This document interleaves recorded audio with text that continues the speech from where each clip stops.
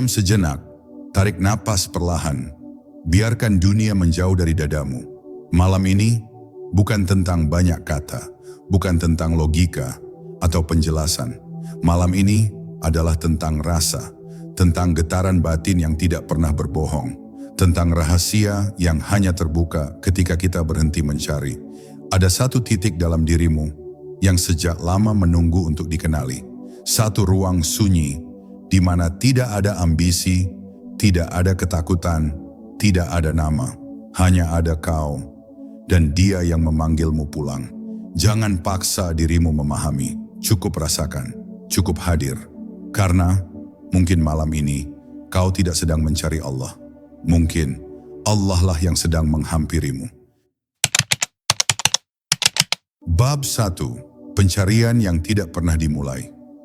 Ada saat di mana seorang hamba merasa telah berjalan jauh menuju Tuhan, namun sesungguhnya ia belum pernah benar-benar beranjak dari tempat awal ia berdiri.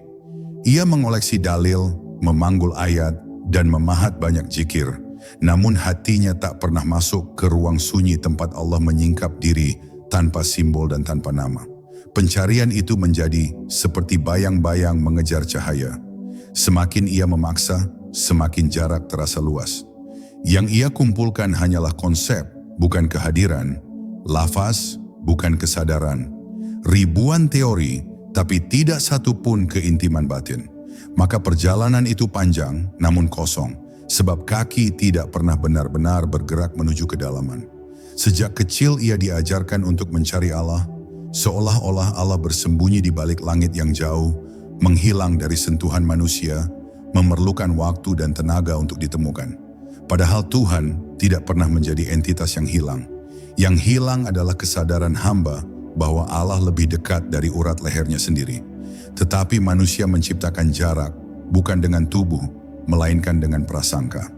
Ia percaya bahwa Tuhan ada di luar dirinya, sehingga seluruh ibadah berubah menjadi proyek mengejar sesuatu yang sudah hadir. Inilah ironi spiritual, yang dekat tidak terlihat, yang menyelimuti tidak dirasakan. Malam-malam ia angkat tangan, menunggu getaran dari langit, berharap Allah menjawab dengan suara gaib, padahal yang turun hanyalah hening. Namun hening itu bukan kekosongan, hening adalah jawaban paling awal, tanda bahwa suara ilahi tidak menjerit, melainkan menyelinap pelan melalui dada. Dalam hening manusia diundang untuk berhenti bersuara, berhenti mengeluh, berhenti menuntut, lalu mendengar kembali denyut kehidupan yang tak pernah terputus dari pemeliharaannya. Jika ia berani menetap di situ, tanpa tergesa, tanpa ingin membuktikan apa-apa, hatinya akan menyadari bahwa Allah tidak sedang ditunggu. Allah sedang dipelajari lewat kehadiran yang sunyi. Mereka yang mengisi perjalanan spiritual hanya dengan hafalan akan merasa letih, sebab hafalan tidak menopang ruh. Yang menopang ruh adalah kejujuran menghadapi diri sendiri, keberanian mengakui bahwa selama ini ia sibuk mengejar bentuk, bukan menyentuh inti. Ia ingin melihat cahaya, namun tidak mengizinkan gelap menelanjangi batinnya. Ia ingin mendengar, tetapi ia terlalu bising. Maka ia terus berlari, berharap menemukan satu momen euforia yang mengubah hidup. Padahal momen itu terjadi setiap hari. Ketika ia menghirup nafas, ketika ia merasa takut, ketika ia ingin bertaubat, semua itu adalah panggilan. Semua itu adalah pertemuan, dan puncak dari awal perjalanan makrifat adalah ketika seorang hamba menyadari bahwa ia tidak pernah benar-benar mencari Allah. Karena bagaimana mungkin engkau mencari sesuatu yang sudah mengalir dalam darahmu, sudah mengawasi langkahmu, sudah menghidupkan kesadaranmu sejak engkau belum dilahirkan. Yang engkau cari sebenarnya adalah keberanian untuk melihat. Ketika engkau berhenti mengejar dan mulai menyaksikan, perjalananmu akhirnya dimulai. Bukan perjalanan menuju Allah, tetapi perjalanan kembali kepada kesadaran bahwa Dia tidak pernah pergi. Bab 2. Ketika nama Allah tidak lagi menjadi kata. Ada masa ketika lisan sangat rajin menyebut nama Allah, namun hati tetap terasa asing. Seakan lafaz itu hanya denting huruf yang diulang agar terdengar saleh, bukan pancaran kesadaran yang mengguncang jiwa. Banyak yang mengira bahwa semakin banyak ia menyebut nama Tuhan, semakin tinggi derajatnya. Padahal yang diukur bukan jumlah sebutan, tetapi seberapa dalam engkau hadir saat menyebutnya. Zikir yang tidak menyentuh ruh hanyalah gerakan bibir, bukan pembukaan tabir. Ia memanggil nama Tuhan dengan suara keras, namun hatinya tertutup oleh kabut identitas, ambisi rohani, dan rasa ingin diketahui sebagai orang yang dekat dengannya. Nama Allah yang sejatinya adalah jembatan menuju penyaksian, sering berubah menjadi dinding yang menipu. Orang memperdebatkan cara melafalkan, cara menghitung, cara duduk, tapi tidak memperdebatkan bagaimana membuat hati tunduk tanpa syarat. Mereka sibuk pada ritual, namun lupa pada inti. Menyebut nama Allah berarti mengundang kehadirannya, bukan sekadar menggerakkan lidah. Pada saat ruh hadir, satu sebutan saja cukup mengguncang alam batin. Satu tarikan nafas bisa menjadi tasbih yang sangat panjang. Tetapi ketika hati kosong, ribuan zikir hanya menjadi angka. Lalu suatu hari engkau pelan-pelan masuk pada kesadaran yang ganjil. Engkau tidak lagi ingin memaksa lidah menyebut. Bukan karena engkau malas, tetapi karena engkau mulai merasakan bahwa Dia ada bahkan sebelum engkau melafalkan namanya. Engkau menunduk bukan karena aturan, tetapi karena cinta.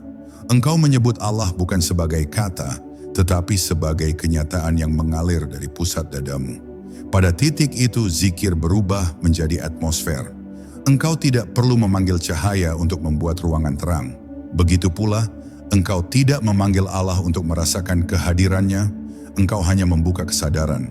Dan yang lebih misterius, ketika hati telah menyala, bukan lagi engkau yang berzikir kepada Allah, tetapi Allah yang menyingkap diri melalui kesadaranmu. Zikir berhenti menjadi tindakan pribadi.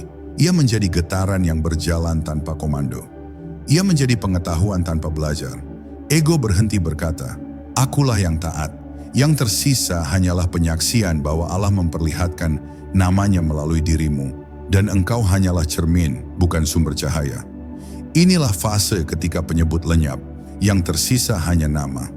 Pada akhirnya engkau memahami bahwa yang paling tinggi bukan banyaknya sebutan, bukan kompleksnya ritual, bukan kerasnya suara, tetapi kesediaanmu untuk diam. Diam yang sadar, diam yang hening, diam yang membiarkan Allah menjawab tanpa kalimat. Karena ketika nama Allah tidak lagi menjadi kata, ia berubah menjadi keberadaan. Engkau tidak sibuk mengulang, engkau hanya sibuk merasakan. Dan pada titik itu, engkau tidak lagi sekadar menyebut nama Allah, engkau hidup sebagai buktinya. Bab 3. Saat kau menemukan bahwa yang hilang adalah dirimu. Ada satu kesedihan batin yang jarang diucapkan manusia. Mereka menangis karena merasa Allah jauh, padahal yang menjauh sesungguhnya adalah hati mereka sendiri. Mereka merasa doa mengambang tanpa jawaban, seolah Allah menutup telinga. Padahal telinga batin merekalah yang tertimbun debu keinginan, ambisi, dan amarah. Seorang hamba sering berkata, "Mengapa Allah tidak mendengarku?" Tanpa pernah ia bertanya, "Mengapa aku tidak menyediakan ruang agar hatiku mendengarnya?" Maka yang hilang bukan Tuhan, yang hilang adalah diri yang sanggup menyadari kehadirannya. Dan selama ia merasa sebagai korban keterjauhan, ia akan selamanya berkeliling dalam lingkaran rasa sepi yang diciptakannya sendiri. Ketika hati ditutup oleh ego, seseorang mulai mengukur Allah dengan logika duniawi. Ia ingin Tuhan menjawab secepat teknologi, ia ingin doa terbukti seperti transaksi, ia ingin mukjizat turun sebagai legitimasi. Namun Allah bukan objek ekspektasi. Allah adalah kesadaran universal yang bekerja melalui hikmah dan waktu. Saat engkau meminta kehadiran Tuhan, seringkali yang datang justru rasa kehilangan, rasa bersalah, atau rasa malu. Itu bukan hukuman, itulah cara Allah membuka tabir keangkuhanmu. Tetapi karena kesadaran tertutup, manusia mengira dirinya dibiarkan sendirian. Padahal yang sebenarnya ditinggalkan adalah egonya, bukan dirinya. Dan ketika ego tidak siap mati, ia menuduh Tuhan pergi.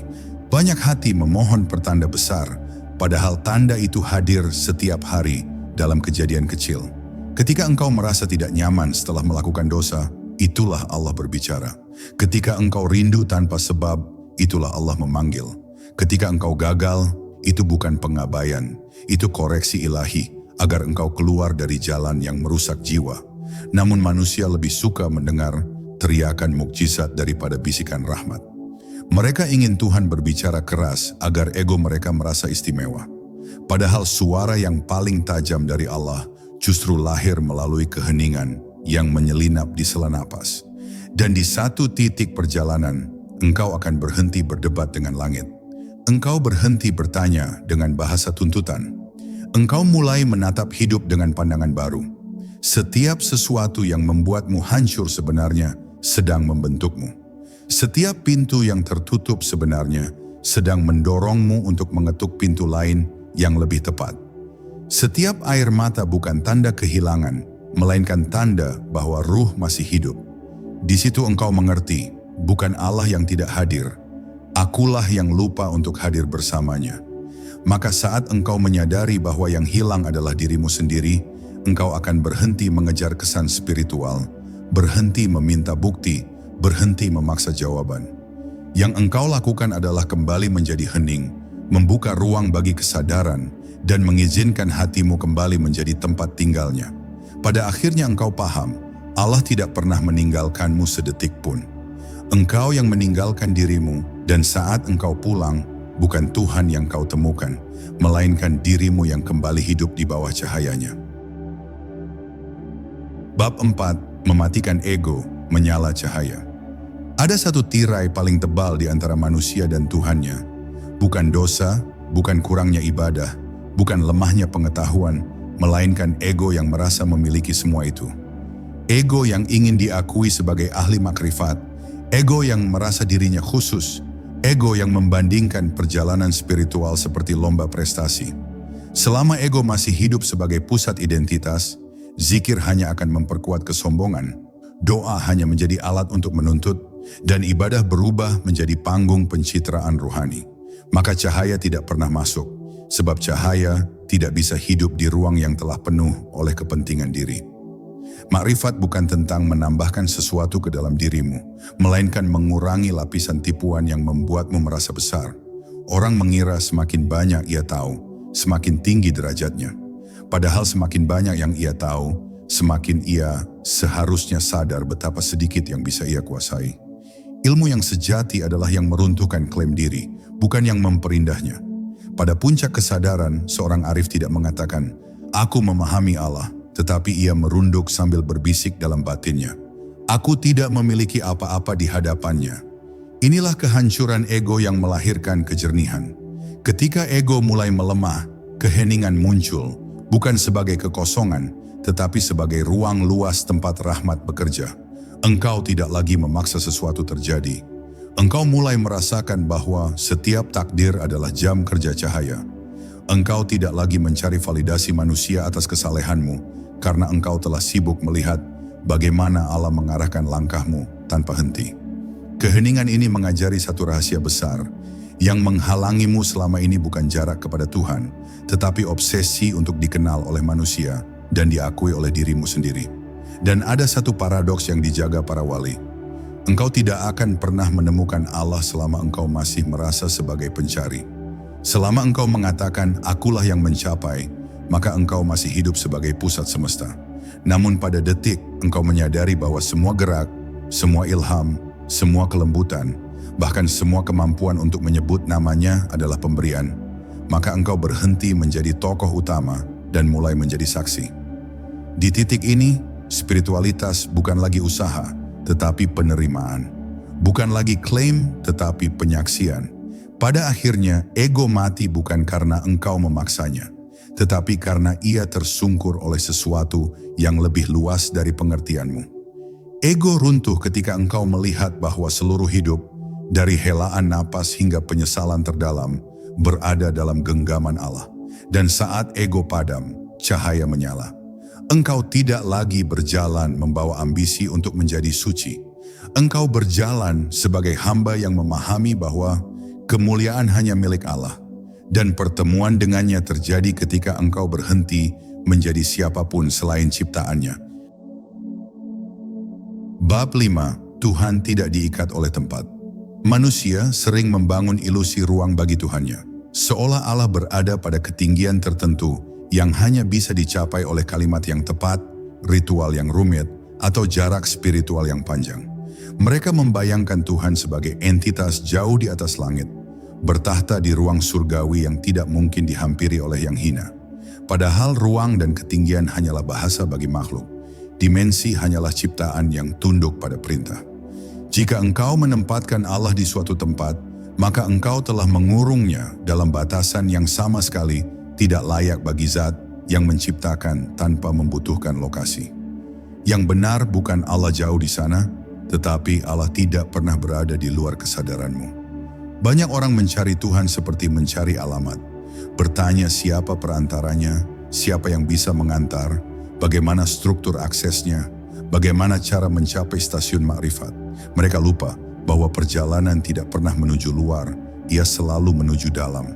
Engkau tidak sedang berjalan ke atas langit, engkau sedang menyelam ke pusat batinmu sendiri. Disitulah Tuhan memperkenalkan diri sebagai Rabb, bukan sebagai objek visual. Bagi yang terbiasa dengan persepsi fisik, ini membingungkan. Mereka ingin menyaksikan Tuhan dengan mata, padahal mata hanya mengenal bentuk. Sedangkan Allah tidak serupa dengan apapun yang memiliki bentuk. Maka pencarian visual akan selalu membuatmu kecewa. Dalam kesalahan memahami ruang, manusia merasa bahwa Allah mendekat ketika ia berzikir panjang, dan Allah menjauh ketika ia lalai. Ia mengukur hubungan dengan Tuhan seperti mengukur gelombang sinyal. Padahal kedekatan bukan variabel jarak. Kedekatan adalah variabel kesadaran. Allah tidak menjadi lebih dekat ketika engkau beribadah dan tidak menjadi lebih jauh ketika engkau lupa. Yang berubah hanya hatimu, kadang terbuka, kadang tertutup. Allah tidak berpindah untuk menyapamu. Kitalah yang tersentak dari kelengahan menuju ingatan. Dan momen ketika engkau ingat itu, sesungguhnya adalah momen Allah menyingkap rahmat-Nya kepadamu. Ketika engkau berhenti memenjarakan Allah dalam arah, engkau mulai melihat-Nya di setiap kejadian. Pada sepoi angin yang menenangkanmu tanpa alasan, pada ketakutan yang membuatmu waspada, pada nikmat yang tiba-tiba hadir tanpa sebab, pada kegelisahan yang memintamu pulang. Setiap rasa, setiap kejadian, setiap perubahan batin adalah tulisan ilahi yang tidak butuh pena dan kertas. Dunia menjadi kitab tauhid, alam menjadi dalil tanpa suara, dan engkau menjadi saksi yang belajar membaca tanpa huruf. Disinilah makrifat mengalir, bukan dengan imajinasi tetapi dengan penyaksian terhadap rahasia yang hadir dalam wujud. Dan pada akhirnya, engkau tidak lagi mengarahkan pandangan ke langit untuk menemukan Tuhan, karena engkau sadar bahwa arah hanyalah alat makhluk. Engkau tidak lagi bertanya, di mana Allah? Sebab jawaban itu telah menjadi kesadaran yang menenangkan. Allah ada tanpa tempat, hadir tanpa jarak, mengalir tanpa bentuk, namun terasa lebih nyata daripada darah yang mengalir di tubuhmu. Ketika engkau tidak lagi mencari lokasi bagi Tuhan, engkau baru mulai menemukan kehadirannya. Karena yang dicari bukan koordinat, melainkan mata batin yang mampu menyaksikan bahwa Allah selalu lebih dekat daripada semua yang pernah engkau kejar. Bab 6. Doa yang tidak lagi diminta. Banyak hamba berdoa seperti pedagang batin. Mereka mengangkat tangan bukan untuk menyerah, tetapi untuk bertransaksi. Mereka meminta agar dunia tunduk pada kehendaknya, agar waktu patuh pada rencananya, agar Tuhan mengikuti selera emosinya. Lalu ketika doa tidak berwujud seperti daftar permintaan, hati merasa kecewa, seolah Allah menunda, seolah Tuhan mengabaikan. Padahal doa bukan instruksi kepada langit, doa adalah undangan bagi hati untuk kembali mengenali takdir. Jika engkau masih berdoa demi memaksa keadaan berubah, engkau belum sedang berdialog, engkau sedang berdagang. Dan perdagangan batin selalu berakhir dengan kelelahan, sebab Allah bukan objek yang bisa dibeli oleh air mata atau kesungguhan semata. Ada tingkat lain dari pemahaman. Orang awam berdoa agar takdir bergeser, sedangkan orang yang beradab berdoa agar hatinya dapat menerima takdir. Mereka tidak memaksa arah hidup, tetapi meminta cahaya agar dapat membaca arah itu dengan tenang. Lalu ada makam yang lebih tinggi, makam para pecinta yang tidak lagi memohon apapun untuk dirinya. Mereka tidak berhenti berdoa, tetapi isi doa mereka berubah menjadi penyerahan. Ya Allah, Engkaulah yang memilihkan yang terbaik. Jadikan aku ridha sebelum aku mengerti. Mereka menemukan ketenangan bukan pada perubahan keadaan, tetapi pada kemampuan untuk pasrah dengan cerdas. Begitu doa tidak lagi menjadi daftar permintaan, ia berubah menjadi penyembuhan batin. Ada kalanya Allah tidak menjawab permintaanmu bukan karena ia tidak mendengarkan, tetapi karena ia sedang menjaga sesuatu yang belum mampu engkau terima. Ia tidak memberi bukan karena ia ingin menyakitimu, tetapi karena pemberian itu bisa merusak kematangan ruh. Kadang ia mengulur waktu agar engkau belajar menunggu. Kadang ia membiarkanmu kecewa agar ikatanmu dengan dunia melemah. Kadang ia memperlihatkan kekosongan agar engkau tahu bahwa tidak ada satupun yang mampu diandalkan selain Dia. Doa yang tidak berwujud bukan ketiadaan jawaban, itu adalah jawaban yang dibungkus dalam bentangan hikmah. Namun hanya hati yang ridha yang mampu membacanya. Dan ketika engkau mulai melihat hidup sebagai rangkaian jawaban, engkau tidak lagi tergesa-gesa. Apa yang engkau sebut kegagalan ternyata adalah doa yang dijawab dengan cara yang lebih selamat. Apa yang engkau sebut kehancuran ternyata adalah pintu menuju rezeki baru.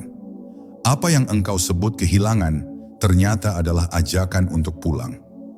Pada titik itu, engkau berhenti menuntut bukti di dunia luar. Engkau mulai membaca isyarat di dunia dalam. Setiap kejadian menjadi warta ilahi. Setiap kejutan menjadi pengumuman rahmat. Dan engkau mengangguk pelan, memahami bahwa diam Tuhan lebih fasih daripada ribuan penjelasan manusia. Akhirnya, engkau tidak lagi berdoa sebagai peminta, tetapi sebagai saksi. Engkau tidak lagi mengangkat tangan untuk memerintah, tetapi untuk menyerah. Engkau tidak lagi sibuk mengarahkan takdir, tetapi sibuk menyelaraskan diri dengan kehendak yang lebih luas daripada kehendakmu sendiri. Doa berubah menjadi atmosfer hidup. Setiap nafas adalah permohonan, setiap syukur adalah penerimaan, setiap duka adalah zikir. Di tahap ini, engkau bukan berhenti memohon. Engkau menemukan bentuk tertinggi dari meminta, yaitu mengakui bahwa Allah sudah memilihkan yang terbaik bahkan sebelum engkau memikirkannya. Dan disitulah doa tidak lagi diminta, doa menjadi keberadaan. Bab 7, menjadi musafir di ladang rahasia Tuhan. Ada suatu fase ketika seorang hamba berhenti menghitung langkah, berhenti mengukur ibadah, berhenti membandingkan dirinya dengan orang lain, dan di sanalah ia menjadi musafir di ladang rahasia Tuhan. Ia berjalan bukan untuk membuktikan apapun, tetapi untuk menyingkap siapa yang sedang memanggilnya. Di titik itu, ia memahami bahwa perjalanan ruhani bukanlah upaya memaksa langit turun ke dalam dada, melainkan membebaskan dada agar cukup lapang menerima apapun yang Tuhan kehendaki. Maka setiap denyut hidup terasa sebagai perjalanan batin. Kadang ringan, kadang melelahkan, namun selalu menuju kepada Dia. Musafir rohani akan menemukan bahwa rahasia terdalam bukan pada kecepatan langkah, tetapi pada kejernihan hati. Bila hati keruh, maka perjalanan 1000 mil tetap saja gelap. Bila hati jernih, satu langkah saja sudah mengandung cahaya pulang. Karenanya, guru-guru makrifat lebih banyak mengasuh hati daripada melatih lisan.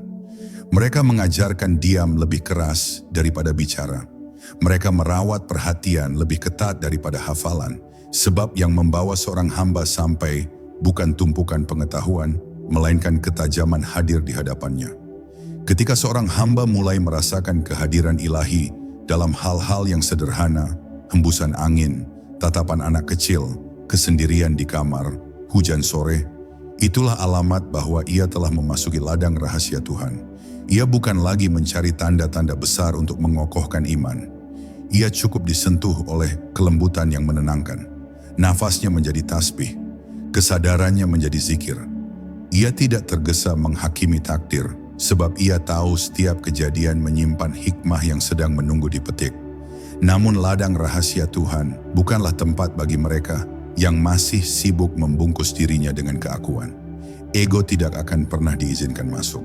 Maka seseorang harus siap menanggalkan pakaian ilusi, pujian manusia, pencitraan kesalehan, dan kepentingan menonjolkan diri.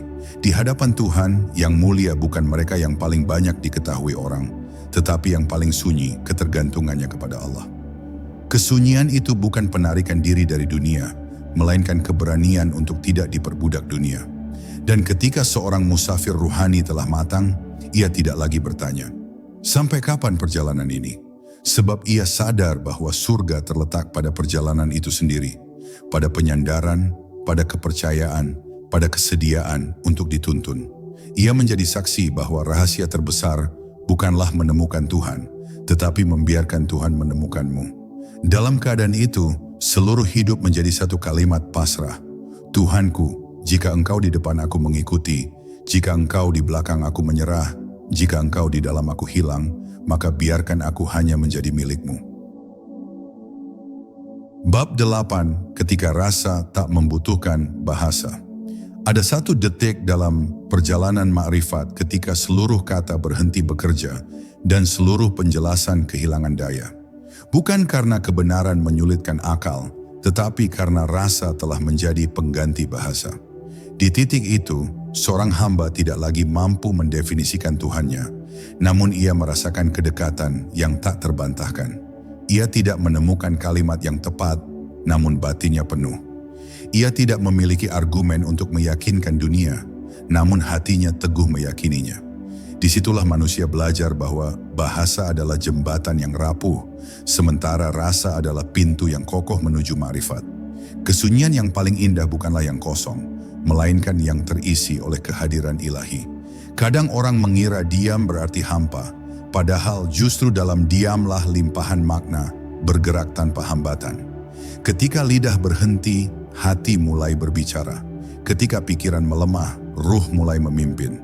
Maka seorang hamba perlahan memahami, ia tidak perlu memaksa lidahnya berzikir 1000 kali jika hatinya mampu menghadirkan Allah sekali dengan jernih. Kejernihan itulah yang membuatnya tenang ketika dunia gaduh, dan yakin ketika keraguan mencairkan keberanian orang lain.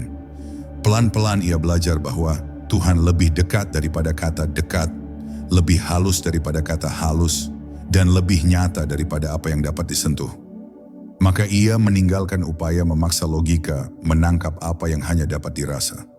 Akalnya tetap ia gunakan untuk menimbang, namun pusat sandarannya adalah hati yang telah dibersihkan.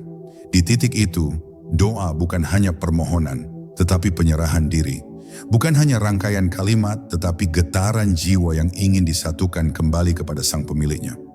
Namun perjalanan rasa ini tidak selalu lembut. Ada masa ketika hati diguncang oleh rindu yang tak tertahankan. Rindu itu tidak memerlukan alasan. Ia seperti api yang membakar, namun apinya tidak mematikan. Ia justru menerangi. Di tengah rindu, manusia merasakan betapa ia tidak memiliki apapun selain Tuhan. Betapa rapuh jiwanya tanpa tuntunannya. Betapa kosong dadanya tanpa sentuhan kasihnya. Dari getaran rindu, itulah terbentuk kekuatan untuk terus melangkah, bukan karena manusia mampu, tetapi karena Tuhan yang menariknya kembali. Pada akhirnya, ketika rasa telah memimpin, seorang hamba tidak lagi sibuk bertanya, bagaimana aku mencapainya? Sebab ia sadar bahwa ia tidak pernah benar-benar jauh. Ia hanya terselubung oleh lupa, dan tatkala lupa itu tersingkap, tidak ada lagi jarak antara sujud dan pelukan kasih ilahi. Ia hanya mampu berbisik dalam kesenyapan, Tuhanku, aku tidak pandai berkata. Biarkan rasa ini menjadi doaku. Biarkan diamku menjadi sajadah yang kau terima. Bab 9. Saat takdir berbelas kepada yang menyerah. Ada satu babak makrifat yang tidak banyak dibahas manusia. Saat seorang hamba berhenti memaksa hidup berjalan sesuai keinginan akalnya, dan ia membiarkan Allah mengambil alih arah. Itu bukan kelemahan, bukan pula tanda putus asa. Itu adalah bentuk tertinggi dari cerdas spiritual. Karena di titik itu, manusia memahami bahwa takdir tidak pernah tunduk kepada rencana, melainkan rencana manusialah yang seharusnya tunduk kepada takdirnya. Maka ia meletakkan egonya, bukan karena kalah, tetapi karena ia melihat lebih jelas bahwa rancangannya terlalu kecil untuk menampung skenarionya. Ia mulai menyadari bahwa setiap keterlambatan bukan kebetulan, setiap penundaan bukan hukuman. Ada rahasia yang sedang disusun oleh tangan yang tidak terlihat. Betapa banyak doa yang tidak dikabulkan tepat waktu karena jiwa belum siap menerimanya. Betapa banyak derita yang justru menjaga manusia dari kesombongan. Betapa banyak kehilangan yang menjadi pintu pembentukan. Maka seorang hamba belajar bersabar bukan karena dipaksa, tetapi karena ia paham, Allah menabung sesuatu di balik waktu. Dan justru di titik penyerahan itu, rahmat bekerja tanpa suara. Allah membelokkan manusia dari jalan yang akan menyakitkannya, meski manusia mengira belokan itu sebuah kemalangan. Allah menghalangi pertemuan yang akan menghancurkan jiwa, meski manusia mengira perpisahan itu tragedi. Betapa banyak cinta yang gagal diwujudkan agar hati tidak terjerumus. Betapa banyak rezeki yang tertahan agar akhlak tetap terjaga. Takdir selalu lebih sayang daripada yang manusia sangka, namun kasih itu baru tampak setelah badai reda. Maka hamba yang tercerahkan akan melihat setiap pengguguran rencana sebagai sapaan lembut dari langit. Ia tidak lagi bertanya, "Mengapa engkau ambil dariku?" Tetapi ia mulai bertanya, "Apa yang sedang kau selamatkan dariku?" Ia tidak lagi meratap saat dunia tidak sesuai, karena ia memahami bahwa dunia memang bukan pusat orbit jiwanya. Ia tidak lagi menghitung kehilangan sebagai kerugian, karena hatinya telah mengerti. Kerugian terbesar adalah kehilangan Allah, sementara segala selainnya hanyalah alat. Pada akhirnya, penyerahan bukan berarti berhenti berusaha. Itu adalah berusaha dengan hati yang tidak memberhalakan hasil. Itu adalah berlari dalam kehendak, namun bersujud dalam ketentuan. Disitulah takdir menjadi sahabat, bukan ancaman. Dan seorang hamba berkata dalam tenang batinnya, "Tuhanku, aku tidak mampu memilih, maka pilihkan. Aku tidak mampu menjaga, maka jagalah. Apapun alurmu, aku ikut, karena engkau tidak pernah menulis kisah kecuali dengan cinta." Bab 10. Ketika pencari berubah menjadi yang dicari. Ada satu titik akhir dalam perjalanan makrifat ketika seorang hamba berhenti mengejar Allah seperti seorang musafir yang letih mengejar bayangan air. Ia berhenti bukan karena putus asa, tetapi karena ia menyadari bahwa ia tidak pernah menjadi pencari sejak awal. Dialah yang dicari. Seluruh gelisahnya adalah panggilan. Seluruh resahnya adalah undangan. Seluruh rasa kurangnya adalah cara Allah mengatakan, "Kembalilah." Maka pencarian berubah bentuk dari kejaran menjadi kepasrahan, dari ambisi menjadi zikir, dari rasa ingin menguasai menjadi rasa ingin ditangkap oleh kasih.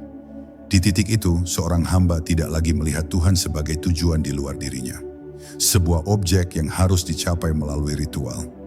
Ia mulai memahami bahwa Allah tidak bersemayam di tempat yang jauh, tidak menunggu pada langit ketujuh, tidak menanti ditembus melalui perdebatan akal. Allah hadir dalam kesadaran yang bersih, dalam hati yang dilembutkan, dalam rahasia ruh yang tidak pernah tercerabut dari asal. Allah tidak dicapai melalui langkah kaki, namun melalui gugurnya tirai dalam diri. Ketika tirai itu tersingkap, manusia menyadari bahwa yang jauh bukan Allah. Yang jauh adalah diri yang tertutup oleh lupa. Dan ketika tabir itu mulai rapuh, ibadah berubah dari beban menjadi kerinduan. Sujud tidak lagi sekadar gerakan, tetapi kepulangan.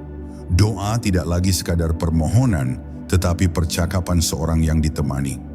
Zikir tidak lagi sekadar hitungan, tetapi getaran pulang. Ia tidak mencari keuntungan dari ibadahnya, karena keuntungannya adalah kehadiran. Ia tidak menawar balasan, karena balasannya adalah dekat. Ia tidak lagi meminta bukti, karena hatinya sudah lebih saksi daripada argumen manapun. Saat itu terjadi, dunia berhenti menjadi arena kompetisi. Dunia menjadi ladang-ladang latihan untuk melembutkan batin. Ia melihat orang lain bukan sebagai rival, tetapi cermin. Bukan sebagai ancaman, tetapi ladang memaafkan.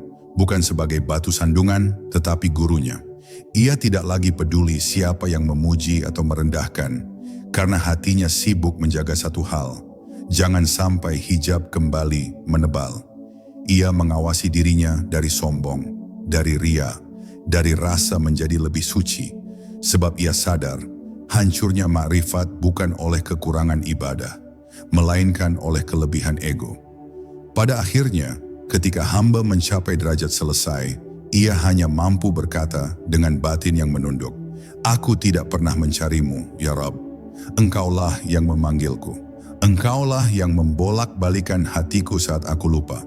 Engkaulah yang menjemputku saat aku tersesat. Jika hari ini aku dekat, itu bukan karena hebatku, itu karena engkau tidak menyerah terhadapku." Dan di titik itulah pencarian berakhir.